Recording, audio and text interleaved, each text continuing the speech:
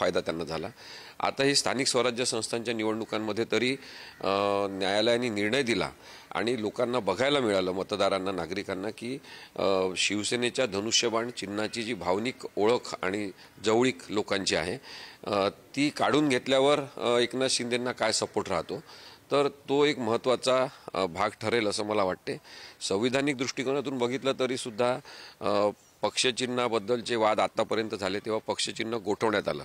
यावेळेस पहिल्यांदा निवडणूक आयोगाने असा एक अतार्किक निर्णय घेतला की दोन गटाचे वाद असताना ते पक्षचिन्ह एका गटाला दिलं आणि तो असंविधानिक घटनाबाह्य निर्णय आहे का अनेक बाबतीत हे बघता येईल। आता एक मुद्दा त्यामध्ये निकालामध्ये पाहायला मिळाला होता की त्यांचं असं म्हणणं होतं की पक्षाची जी घटना आहे त्या घटनेनुसार पक्षाचं चालन होते, पक्षांतर्गत लोकशाही नाही। त्यामुळे दुसरी कसोटी म्हणून आम्ही पक्षाच्या लेजिस्लेटिव्हकडे गेलो, लेजिस्लेटिव्हचं बहुमत अजित पवार आणि एकनाथ शिंदे यांच्याकडे होतं। हे बघा, लेजिस्लेटिव्हचं बहुमत बघणं म्हणजे विधिमंडळ पक्षातील बहुमत बघणं हा एक थर्ड क्रायटेरिया आहे। तो तिसरा पर्याय थेट एकमेव म्हणून वापरणं हे चुकीचं आहे। कारण की ज्या मोठ्या प्रमाणात प्रतिज्ञापत्र दाखल करण्यात आले होते की शिवसेना पक्ष संघटनेवर कोणाची पकड आहे या संदर्भातले कोणतेही प्रतिज्ञापत्र लक्षात घेतले नाही। जी रचना पक्षाची आहे त्याच्यामध्ये उद्धव ठाकरे हे प्रमुख आहेत आणि त्यांच्या सहीनीच AB फॉर्म डिस्ट्रीब्यूट झालेले आहेत। इवन एकनाथ शिंदेंनी सुद्धा ज्या निवडणुका याच्या पूर्वी लढवल्या आणि त्या वादविवाद होण्याच्या आधीच्या निवडणुका होत्या त्याच्यामध्ये सुद्धा उद्धव ठाकरे यांची सहीनी AB फॉर्म डिस्ट्रीब्यूट करण्यात आलेले आहे।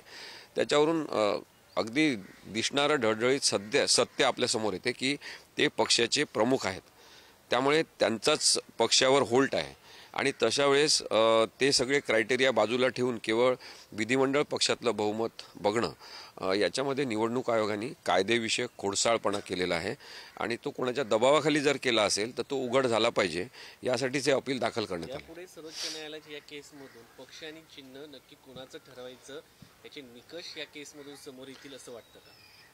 निकष आधीच ठरलेले आहेत, ते नक्की होतील। त्याला कायदेशीर मान्यता आणखी जास्त अधोरेखित करून आपल्या समोर येईल आणि मला कायद्याच्या क्षेत्रात काम करणारा म्हणून महत्त्वाचं हे वाटते की भारतात विविध राज्यांमध्ये निवडणुका होत असतात तेव्हा अशा प्रकारची पक्षफोडी होणं आणि निवडणूक आयोगाने एककल्ली स्वरूपाचा कोणाच्या तरी सांगण्यावरून सातत्याने निर्णय घेणं हे थांबलं पाहिजे आणि त्यासाठी हा निकाल येणं खूप आवश्यक आहे। सर, तुम्ही एक मिनिट तुम्ही असं म्हणाले की पात्र आणि अपात्र हा काही मुद्दा महत्त्वाचा नाही बोलण्यात जाणवलं, पण ज्यावेळी मागच्या सुनावणीला पक्षाची सुनावणी झाली होती त्याच्या दुसऱ्या दिवशी कपिल सिब्बलांनी हे प्रकरण मेन्शन केलं आणि त्याची गरज किती आहे कपिल सिब्बलांनी आणि म्हणूनच आज हे एकत्र येण्याचं एकत्र ठेवलं। एकीकडे तुम्ही म्हणताय ती गरज नाहीये आणि कपिल सिब्बलांचं युक्त हे दोन्ही नाही, पात्र अपात्रतेचे प्रकरण आणि हे पक्षचिन्हाचं एकत्रित चालण्याची आवश्यकता याच्यासाठी कपिल सिब्बल सरांनी सांगितली, कारण की जो निर्णय विस्तृत स्वरूपाचा जस्टिस चंद्रचूड आणि त्यांच्यासोबतच्या 4 ज्येष्ठ न्यायाधीशांनी दिलेला होता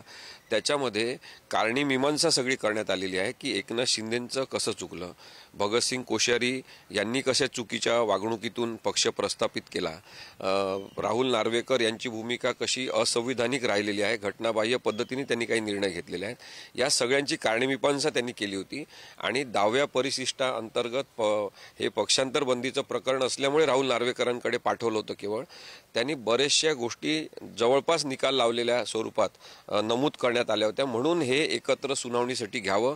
त्याच्यावरून जे न्यायनिर्णय प्रक्रियेतून काही वक्तव्य न्यायालयाने केलेले आहेत त्याचा फायदा या पक्षचिन्हाच्या संदर्भात निर्णय घेताना होऊ शकतो।